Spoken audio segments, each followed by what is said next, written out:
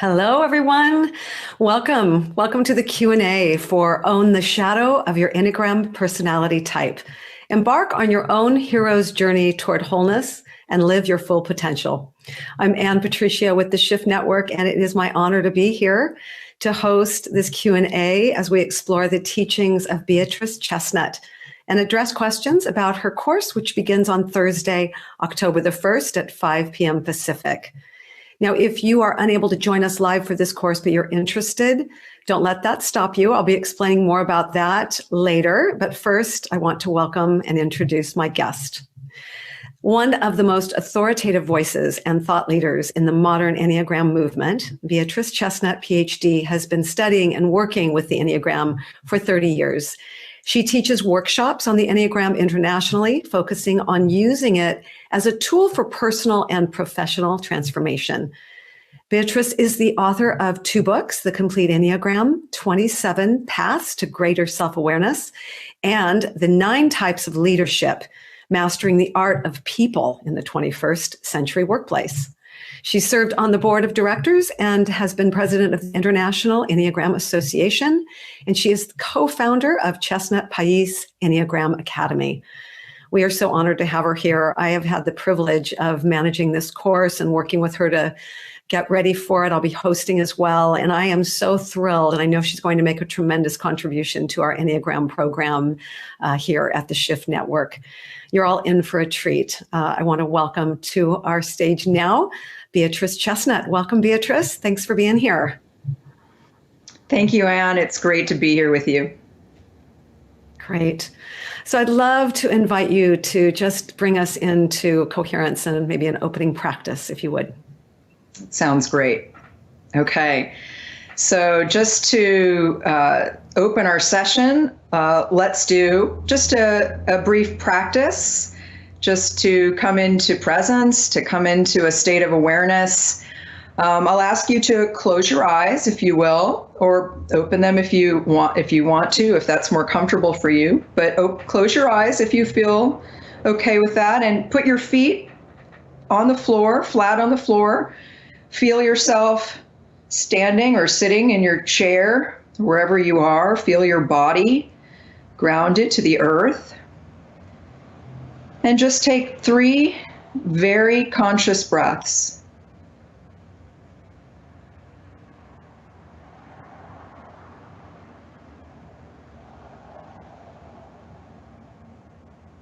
Just be very conscious as the air moves in and out of your body.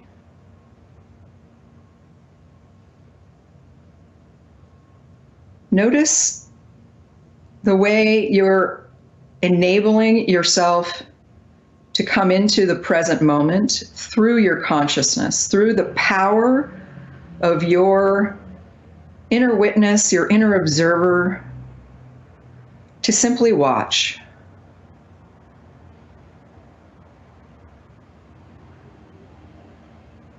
Continue to breathe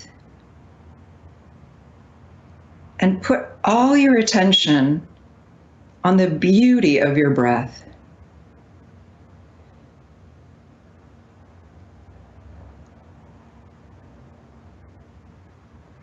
And as we come into consciousness together, connected to each other through the next hour, I invite you to, as best you can, try to maintain this sense of conscious presence, this intentional focus on yourself primarily, but also in opening up to learning new things, to your own thought processes, your own emotions that may rise up, your own physical sensations.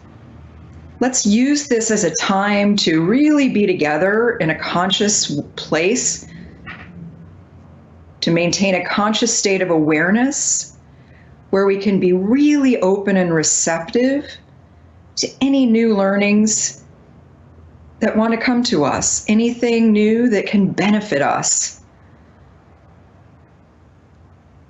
so that we may be both together as a conscious collective of people with the intention of growth and healing and doing what we need to do to move to a higher state of an awareness in a way that benefits us, each of us individually, that benefits you as you're listening, but that also benefits the world around us. Because when we take these moments to just focus on being more conscious and more aware of what's ever happening in the moment, we affect everyone around us. We affect the whole of humanity. And we need this so much right now because we all need to become more aware so that we can all lift to a higher state of consciousness. Because it's only from that state that we can do what we need to do to address the challenges that we all face right now, both individually and collectively. So let's take 3 more conscious breaths.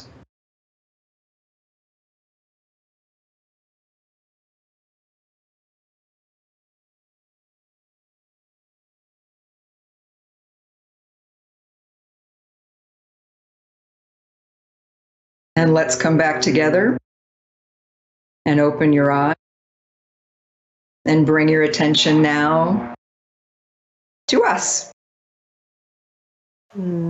Thank you so much, Beatrice. That was wonderful. So we'll spend the rest of our time together exploring your questions for Beatrice as we prepare for her video course, Own the Shadow of Your Enneagram Personality Type. Please visit our website, enneagramshadowcourse.com. That's enneagramshadowcourse.com to learn all about this 7-module course. You'll also find a link to register there as well. So let's get started with your questions. I want to take a moment to thank everyone for sending through so many great questions through our webcast. And for those of you who are joining us live, please type your question into the chat and I'll be happy to read it out for you. So we're going to begin with a question that was posted to our webcast. I noticed there are slight differences in the ways different Enneagram teachers teach the Enneagram. What can you say about your specific method of teaching the Enneagram?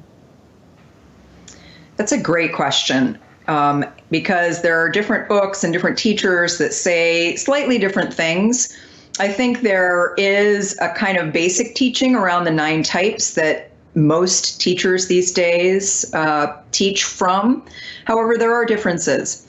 And so I'll say where I feel like I come from in my teaching is very much based on both my background, first as an academic. So I was on track to become a professor at the beginning of my career before I switched into psychology to become a psychotherapist, and also my training as a psychotherapist. But my Enneagram background comes through the narrative tradition school that was founded by Helen Palmer and David Daniels. So Helen Palmer's first Enneagram book was my first entry point to the Enneagram, as was David Daniels and my personal relationship with him because his son was a friend of mine from junior high school on. So I'm very much shaped by my great experience with Helen and David, and especially their focus on things like the panel method and the idea that each person is the expert on themselves and people are the biggest experts on their own type. And so I'm always open to learning more about the Enneagram types from people who are actually that type, because I think I'm best at talking about my type.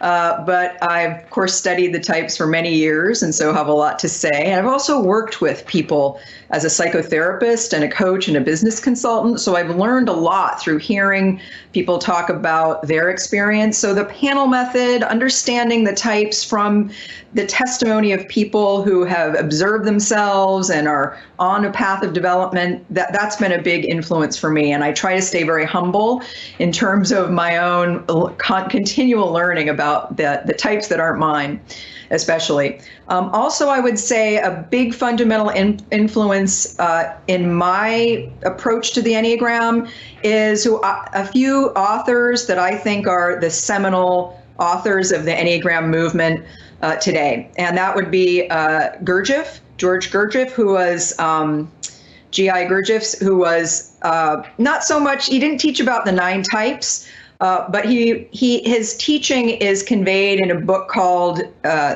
In Search of the Miraculous by one of his students, Ouspensky.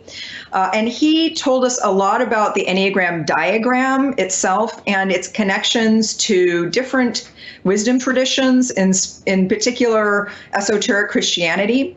But he didn't talk about the types, but he did talk about the centers of intelligence. And he talked a lot about what it means to be on a personal growth path and to use the Enneagram and the teachings behind it as a map of self-development. And then I would also say the biggest influences on me as an Enneagram student and teacher would be Oscar Ichazo and Claudio Naranjo. So as an academic, I always try to go back to the seminal authors. And in my view, Gurdjieff and Oscar Ichazo and Claudio Naranjo in the modern era are, in my mind, the people who've given us the most foundational and the most powerful description of not only the types, and in Naranjo's case, the subtypes, but also several elements of the system, like the passion and the virtue, and different pieces of the system that we can apply through understanding them and how they apply to ourselves to our path of development. Because the Enneagram is all about growth. I think just learning about your type is just the first step. It's the entry point into a wealth of information that we can draw on in order to transform and move from a lower state of consciousness to a higher state of consciousness. So I would say those are my main influences and where I have started. And then I've also developed some of my own articulations based on those sources, a lot based through my work with clients over the years, my experiences applying the Enneagram both in my own inner work and in the people I've worked with. Oh, that's great. Thanks so much, Beatrice. So Margie and many others have been asking about type, which you're not going to be surprised to learn. If you do not know your Enneagram type with any degree of certainty, will this limit what you can personally learn in this course?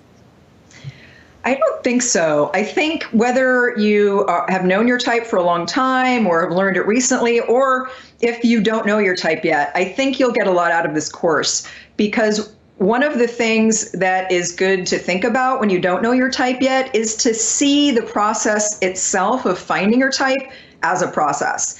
A lot of people these days, of course, want to take a test and have the test give them the answer. And I think it's okay to take a test, but it's always important to see that as one piece of data, because the Enneagram has so much richness to it, and it's a little bit complicated at first, but even finding your type can be the beginning of your development process. So if you don't know your type yet, I would just come with a very open mind and listen to what we talk about in the course, because we will talk about what the types focus their attention on, what defines the type.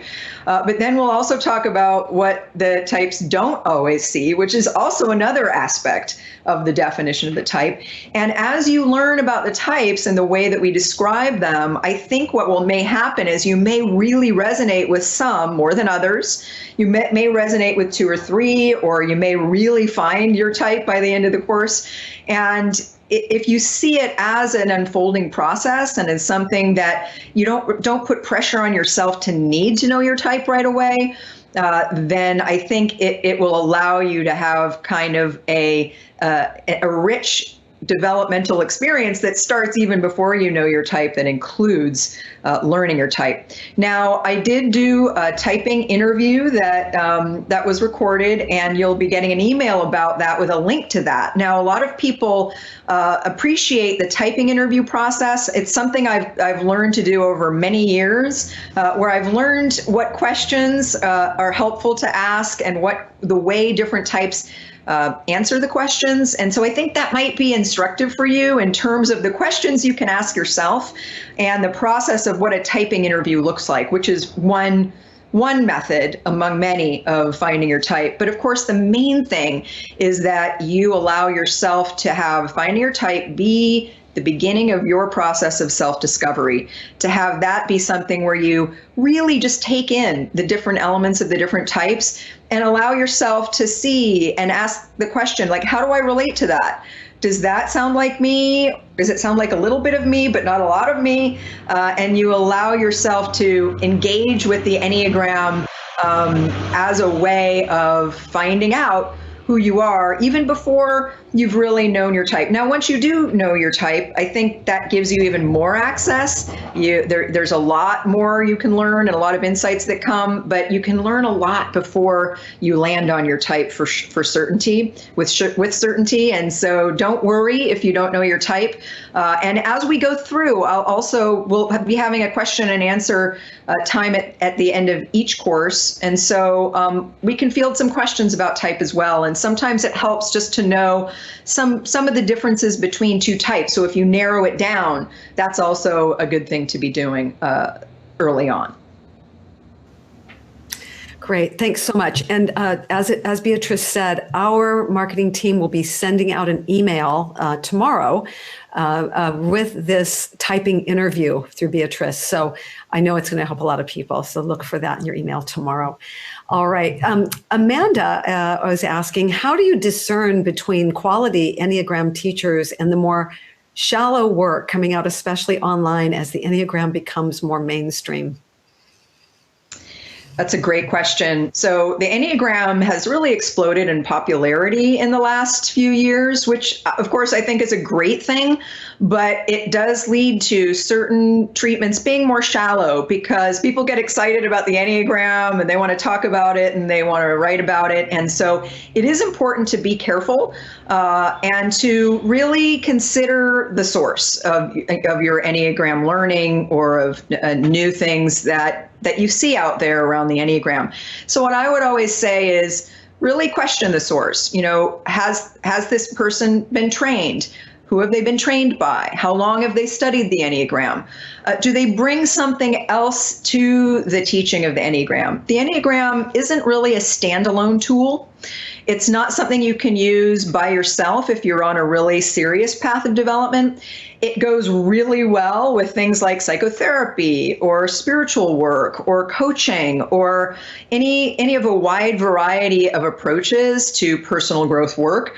So I would always say, does this person also have training in another area? Or are they a trained coach? Or how long have they been teaching the Enneagram? What have they done to develop themselves? And I would say that's one of the biggest things is when we seek to teach the Enneagram or write about the Enneagram, it's really important that we do our own work first, because if we don't, our own biases can leak out and get in the way.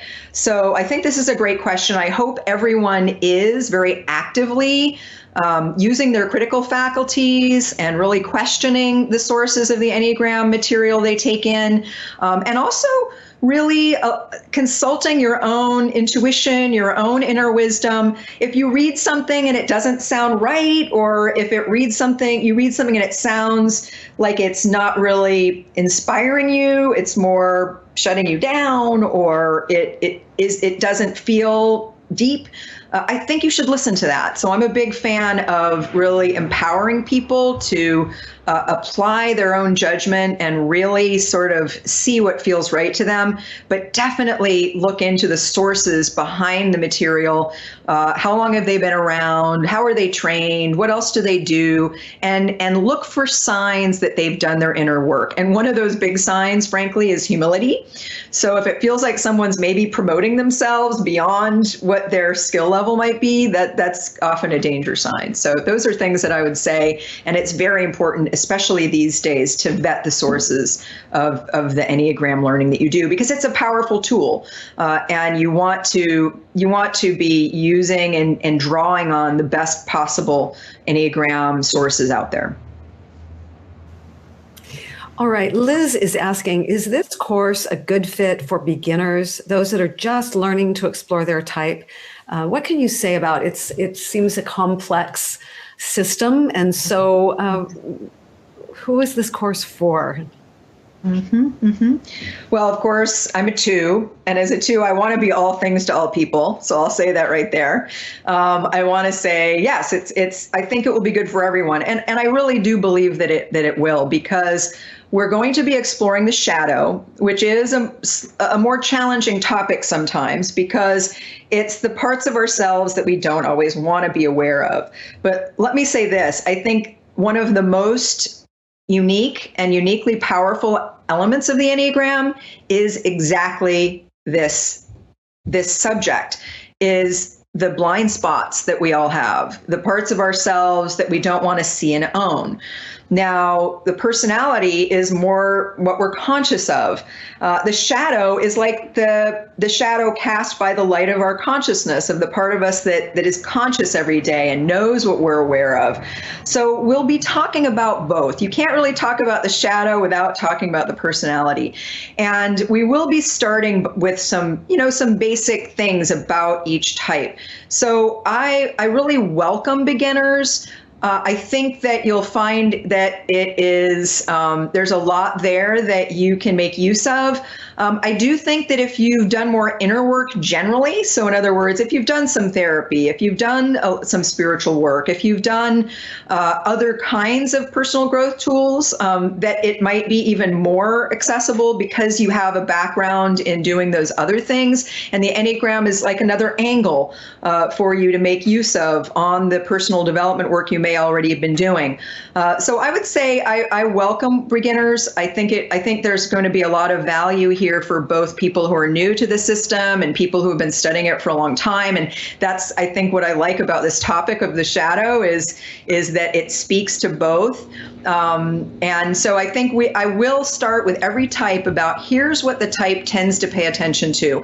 And that is, in my mind, this focus of attention piece is one of the defining characteristics of each type. So we will start with that, and then we'll talk about the blind spots, which is also a defining characteristic of the type, what they pay attention to and what they unconsciously avoid paying attention to. So my intention is very much to welcome beginners and to design and teach this course in a way that speaks to important elements of the system that everyone can gain access to. Great. Karen is asking, all types have their gifts and passions, fixations, but it seems that certain types have more challenges, hurdles to negotiate. Is this your experience? That is a great question. So I think it can seem that way, especially depending on what type you are and what your own biases are. So it's like we each see the world through a certain lens. And one of the things you'll notice when we start talking about the Enneagram types is that there are certain value judgments or definitions that we bring to different elements of the different types. For instance, there are some types that have easier access to anger than other types, right? Now, from the Enneagram point of view, from my point of view, there's nothing wrong with anger. So the Enneagram takes sort of a neutral point of view that there's nothing wrong with certain traits. There's nothing wrong with anger. Now, we can do things that aren't so good with our anger, or we can do things that are really good with our anger. Anger can be a way that we create boundaries, the way that we know it's important to us. But the thing is, there's nothing exactly wrong with anger. If we take a neutral attitude, there's no problem. However, of course, we all look at different people and different patterns and different ways of being, different emotions, and we each in our own way can say, ooh, that looks challenging, or, oh, that seems easier than that. But I would say from the point of view of someone who works with the Enneagram, there is a way that all the types are fundamentally equal. all types have a focus of attention. All types have strengths and specialties and things that they tend to pay attention to. And all types have things that they avoid that remain in their unconscious. And so in that sense, I do think there's a real equality to the types, and there's no one type that is better or worse than another, or no one type that has it worse or better than another type. However, depending on your point of view, you could see it that way. So in other words, some people may look at ones and say, wow, you're so self-critical, or, that must be hard. I know myself, I'm not very self-critical and I like it that way. So but notice I'm bringing something to the table there when I make that judgment. So I think one of the things we want to do when we're learning about each of the other types is see it as a way to have more empathy for the other types, and not invoke our own judgments based on our own history, our own spirit experience, or our own lens on the world or on the type. So I really don't think there's a fundamental difference. I think each type has challenges that are their own way. Now, especially when you add culture in, like America is a 3 culture. So as a 3 culture, 3s tend to be very oriented toward doing, on image, on looking good, and on not necessarily sharing a lot of emotion, especially in front of people. So that's sort of the 3 outlook. Now, if that's your cultural outlook, you can look at someone who maybe is more emotional, or has more ups and downs emotionally, and think, ooh, that's not a good way to be. But from the point of the Enneagram teaching, and certainly from my point of view, it's just, it's sort of like a matter of taste, or a matter of what you bring to the table in terms of how you interpret the different types or their characteristics. So I would say, and I think this is a really strong point, and it even kind of is connected to Enneagram ethics. I would say, in my view, we need to really understand that all types are the same in a certain essential way. All types have strengths and challenges. All types have growth paths that they can go on, and that it's important to recognize that if you look at another type and say, ooh, I wouldn't necessarily want to have that experience, that's okay too. It's just important to have that inner observer reminding you that, okay, that's the way you're seeing it right now. You could get to know that type better. You could get to know people of that type more and realize the value in that aspect. So again, I think we need to think about each of us having a subjective experience, and that we might see one type or another and see it as more challenging based on our own inner process. And so it's important for us to own our perceptions, but also make room to really get to know and understand the other types. Thanks, Beatrice. The examples are so helpful. So thank you. So there's a couple of questions here from Anne and Alicia. Anne is sharing, I'm currently reading your incredible book and have received a major revelation about my type, even after studying the Enneagram for many years. Please speak to how the course might support studying the book, so how they'll work together. And then Alicia's asking, how much overlap is there going to be between the course and your book? So speak a bit about that for us, please. Sure. In the Complete Enneagram, I have a little section on the shadow, and I made a connection to Dante's Divine Comedy there because I thought that the Inferno is his way of depicting what happens when we're kind of in a hell of our own making, when we're completely identified with a personality. So there is a little bit of shadow in the Complete Enneagram, but I would say this course is much more focused on that element of the Complete Enneagram and of the Enneagram teaching itself.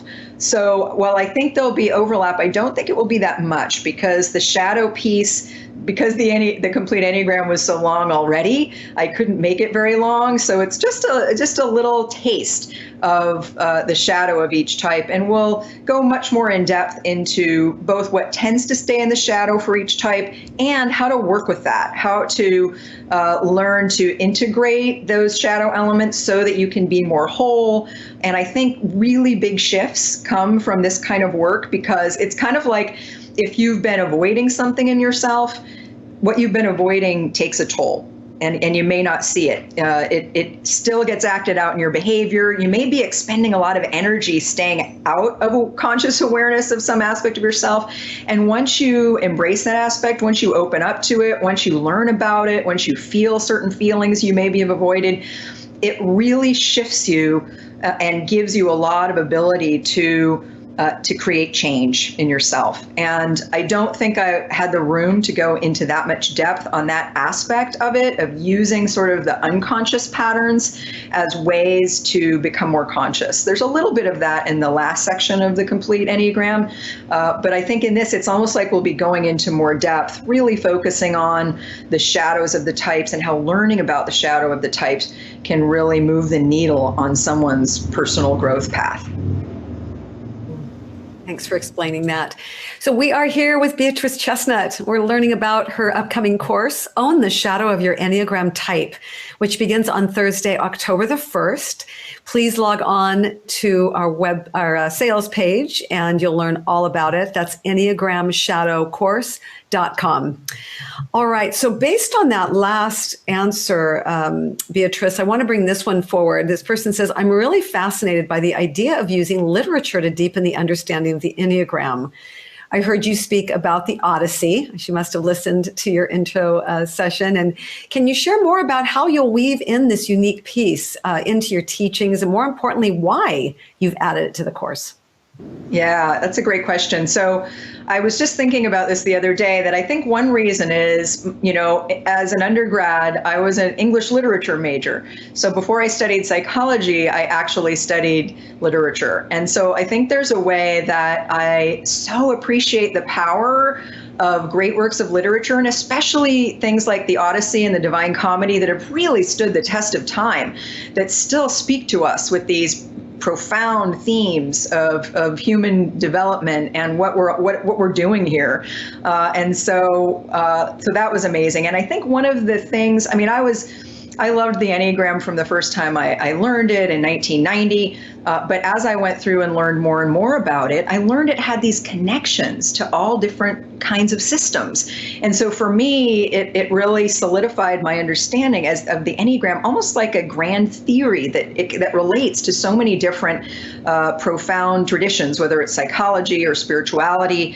And I think in literature, what we find some of these really the larger messages about humanity and human development and our human purpose encoded in these great works of literature. And certainly when I learned about the Odyssey and the fact that here is this work that was probably the first book written down in the West, 500 BC, thousands of years ago.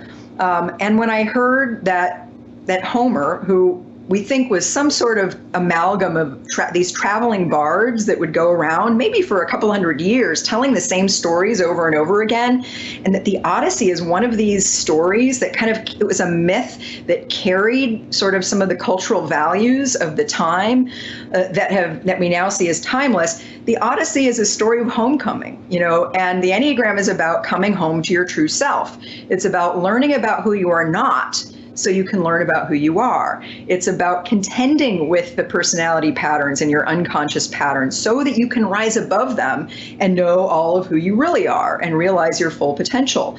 So the Odyssey is this amazing story, again, that's been around for hundreds of years, millennia.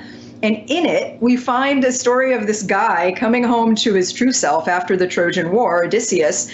And he goes to these 9 lands, and he has to kind of contend with these mythic creatures who each kind of bring a different theme that he has to basically fight with and overcome.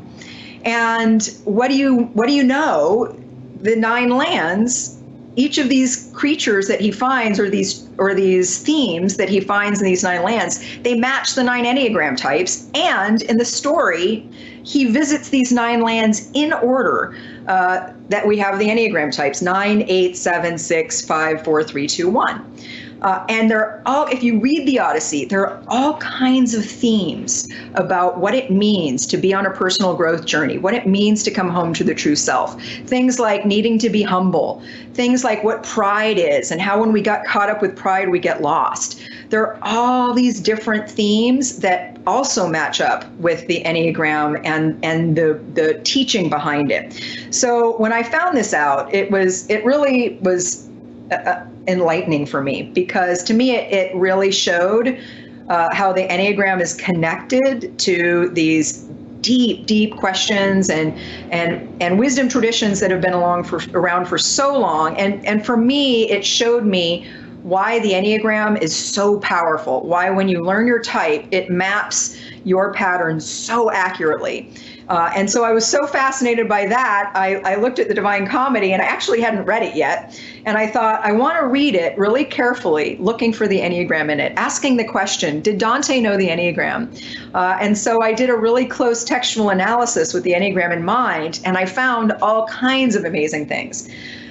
Similar to the Odyssey, although not as point by point, not as obviously a connection, but many connections. And the reason why I want to draw on these great works of literature in my course, and I'll do them especially at the beginning and the end, but I'll mention things all the way through, is because for me, it sets a context of a kind of hero's journey that I think each of us are on. So if you are doing your growth work, if you are on a path, if you are consciously wanting to grow and create positive change in your life and become more aware of yourself so that you can, whether it's solving problems in your life or just feeling better or having better relationships, all of us are kind of in this thing together. And I think one of the things these great works of literature tell us is that these are the same struggles that we've been having as humans for so long.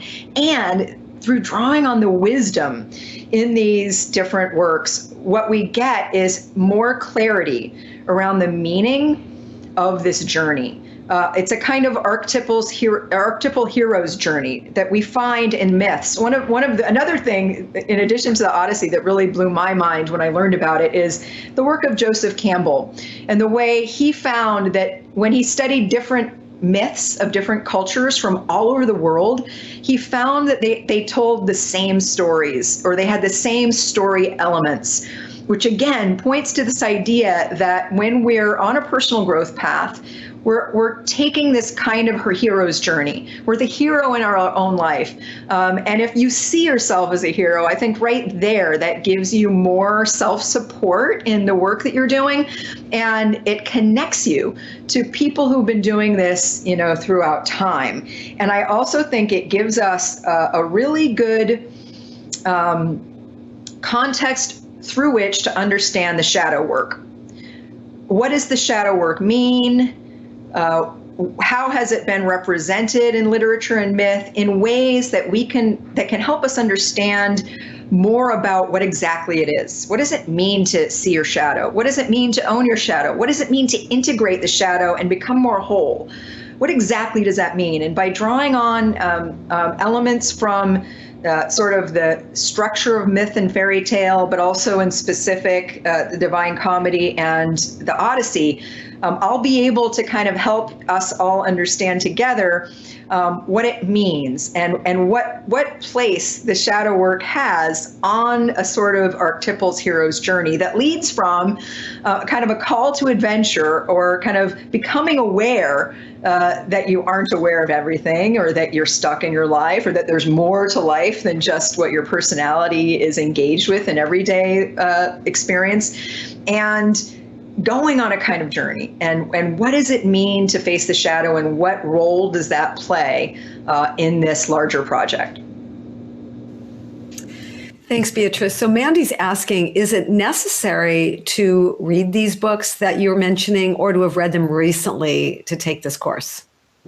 Yeah, great question. Absolutely not. You don't have to have read them. You don't have to ever read them. I'll be giving you enough information about the main points, and we won't be going into depth. Like, this won't be a course about the Divine Comedy, but I will, for instance, talk about the three states of consciousness that are represented by the three parts of Dante's poem, which is the Inferno, Purgatory, and Paradise, and how if we just know just a little bit about this path of development that is mapped out in Dante's great work, it sheds some light on our own growth path. So absolutely not. You don't have to know these works. You don't have to read them. I'll be orienting you to them a little bit, as much as we'll need to understand the elements of these stories that I'll be using in the course. Great. So Jean is asking, how is the passion different than the shadow? Good question. So the passion, for people who maybe aren't familiar with that term, in the Enneagram system it's like a core emotional, motivational factor. So it's something that is ever present and that tends to be unconscious. Now, one important piece of Enneagram work is becoming more aware of the operation of your passion. So, for instance, for 6, it's fear, right? And you would think, well, you should be conscious of fear if you're fearful. But many 6s will say before they learn the Enneagram, they didn't consider themselves as operating that much from fear. They didn't call it fear. They maybe called it a need to be prepared, or being really good at solving problems before they happen. And mine is pride, for instance. And pride is a way of needing to be kind of important. And us 2s want to be important in the lives of people that we're connected to. That's one of the ways that we feel good about ourselves as we rock around in the world. And it's a central component of the personality. Now, the passion is part of what's in the shadow. The shadow is basically all of what's unconscious in you. And remember, the shadow isn't always bad stuff. It can also be good stuff. As Robert A. Johnson, who's a Jungian psychoanalyst, he's written several really great books. What he always says is sometimes we project our gold onto other people. And so sometimes there can be positive aspects in your shadow. So the shadow basically is all of what's unconscious. The passion of your type is going to be one element of what's unconscious in you. And it's a really important element to start to learn to see, because at first when you're doing Enneagram work, it can be sort of hard to be aware of the passion, because either it's hard to see because it's so ever present, or it's a blind spot that we kind of unconsciously don't want to see. But a really important piece of Enneagram work is learning to be more aware of the passion. And usually as people make that effort to be more aware of their passion, they start seeing it everywhere. And remember, this meaning of the term passion it's like in the phrase a crime of passion. The passion controls you a lot. You don't control the passion. So the passion is a central feature of the Enneagram type, and we will talk about that for each type as one of several different kinds of elements that tends to be in the shadow of each type. Great. So we have time for more questions. And before we take those, I want to take a moment just to give you some details about Own the Shadow of Your Enneagram Type. This is going to be a really transformative 7 weeks with Beatrice. And you'll learn to map, you'll just receive a map to purpose and possibility in your life, and glean so much from Beatrice's expertise on this topic. The 7-module course takes place on Thursdays. That's at 5 p.m. Pacific, and the course starts October the 1st. You're going to receive an audio and video replay of every session, transcripts, and all other course materials that will be provided through our course homepage. I call it the virtual classroom. Everything goes there. And also, I'd like to remind you that we offer a no-risk money-back guarantee, and that gives you a full 2 weeks, in this case until October the 15th, to make sure that this is a fit and that you absolutely love it, because we really know that you will, and we want you to be happy in it. As an added option, all participants are invited to connect to one another in a private course Facebook group. This is a community forum where you'll stay connected to one another, and you can continue the conversation over there. We also have this really generous bonus collection that that Beatrice and her team put together. It's really, really generous. It's called the Own the Shadow of Your Enneagram Type bonus collection. And this includes accessing the clarifying power of the Enneagram subtypes. These are 2 audios from Beatrice. We also have the Enneagram love languages. It's a PDF, and it's a really substantial PDF from Beatrice and her partner, Uranio Pais. Also, getting clear on your type. This is going to be a really helpful bonus for all of us that are still in search for defining our type. That's also a substantial PDF from Beatrice. There's the core psychological needs of the Enneagram types in childhood, really helpful ebook that Beatrice is providing. And also parenting and the family dynamics through the Enneagram. That's also a PDF between Beatrice and Uranio.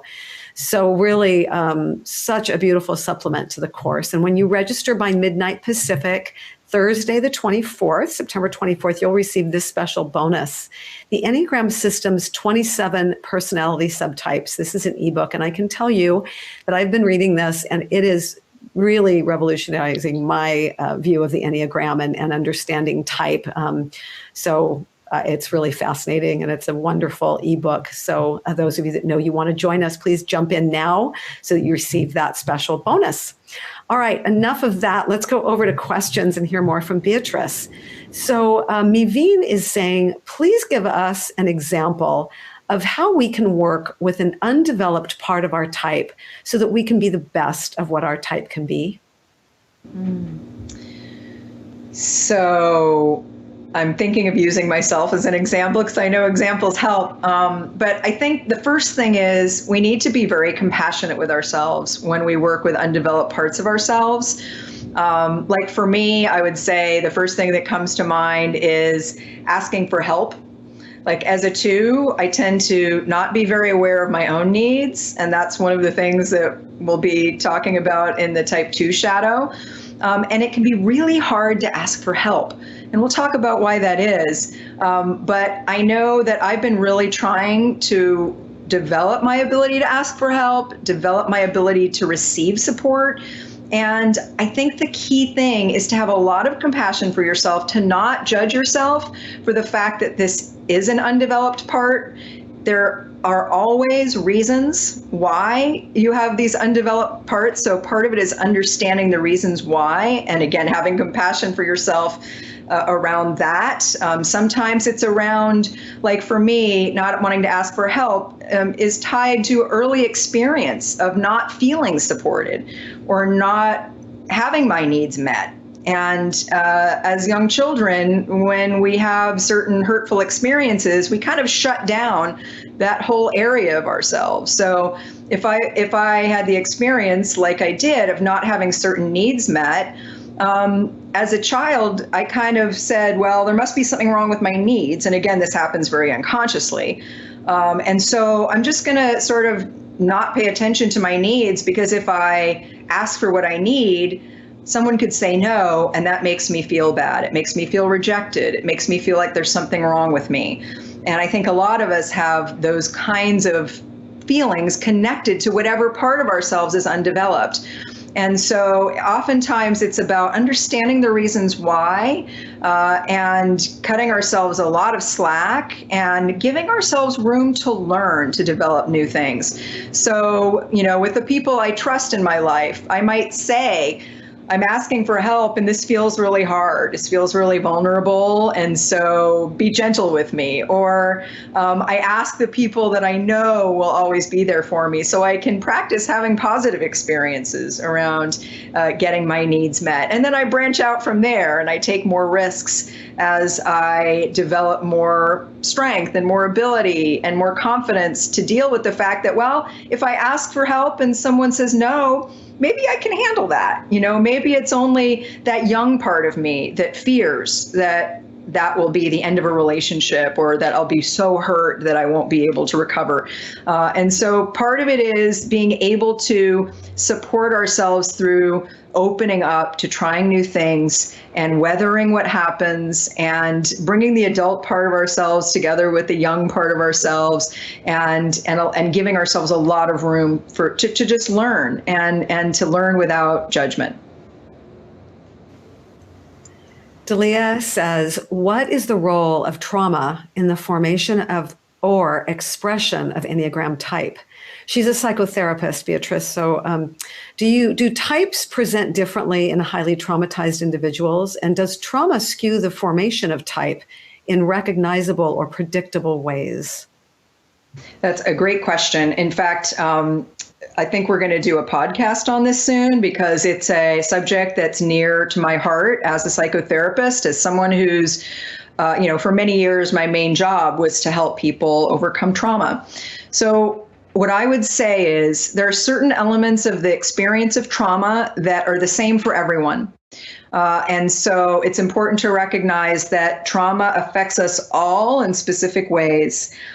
So there's that element of it. But I think there are type specific things. Basically, I think if someone's been through a lot of early trauma, what happens is their personality, which in essence is a self-protective structure, especially in childhood. Like, we need our personality. We need to develop a good, solid personality structure because it is a self-protective mechanism. It helps us get through difficulties in life, and especially trauma. So our personality forms in part to protect us. Now, if you've gone through a lot of trauma, what usually happens is that part of you kind of has to get sealed off because it was overwhelming and your young psyche couldn't handle it. So what the personality does is it kind of provides defenses and defensive patterns that grow out of the way that you protected yourself. So what's different in each type is the way they cope with trauma, the way they defend themselves, the way they protect themselves, and again, which is necessary. This is why we never say the personality is bad. It's not bad. We needed it to survive. In adulthood, it becomes a limiting thing if we don't do inner work. So if you've been through a lot of trauma, what it sometimes means is your personality mechanisms, your personality patterns had to be more rigid. They had to be stronger and tougher because you went through so much. So you may have more symptoms that are connected to your personality type. So if you're a particular type, the aspects of your type may be more pronounced. It may be harder to work on loosening up some of those defensive patterns. Now, I think sometimes people who've been through a lot of trauma actually have an advantage, though, in that it's almost like if they choose to work on that trauma, and of course we all need a lot of support in working on trauma, they actually can grow and work on these exact personality patterns that we all need to work on. So it's almost like the personality becomes a little bit more fixed and rigid because it had to be. And so when someone who's been through trauma works with the Enneagram, they can use the knowledge of the personality patterns to help them understand how they dealt with that trauma and what they need to do to loosen up the defenses and give themselves more support in doing that so that they can move beyond the rigidity of the personality. But again, that takes working both with the personality, which is the defensive part of how you protected yourself, but also to understand the underlying trauma. Like, why did you have to defend yourself? What happened to you? And so, but when you work both with the understanding of the trauma and you heal that trauma, your personality structure gets looser and you can move beyond it. And again, sometimes when someone's had a lot of trauma, it almost becomes a springboard. It becomes a reason for working with our type and working with our defensive structures so that we can grow beyond the personality. And so we all have a lot. I would say almost everyone has gone through some form of trauma. Just being a human raised in an unconscious world is part of how we get traumatized in small ways and big ways. But working with that trauma and seeing how the personality operated as a coping mechanism is those things together can be very powerful means of growing when we're on a development path. Great. So how does it benefit us to understand and study the shadow of other types besides our own? Great question. So one of the ways we know our own shadow is that we project it onto other people, right? So oftentimes what bothers you in someone else is something that might be coming from your shadow. And if you're open to noticing what bothers you in others, sometimes it can point you in the direction of having more awareness of your shadow. Because again, part of what's hard about the shadow is we don't know what we don't know. So when you learn about the other types, It helps you in some ways discern what's yours and what's theirs. That's one thing. Another thing is it helps you have more compassion and empathy for other people. So if you have people that you're close to of other types, and you can start to see what tends to be unconscious in them and what they may project onto you, but also what they tend to not be aware of, but also drives them. So, because remember, the thing about the shadow is it's parts of us that we aren't aware of, but that drive our behavior nonetheless. So it causes problems for us to the extent that other people see it. It has an impact in our relationships and in the way we operate in the world, but we often tend to stay blind to it. So it can help you understand what you're projecting onto others versus what's getting projected onto you from them.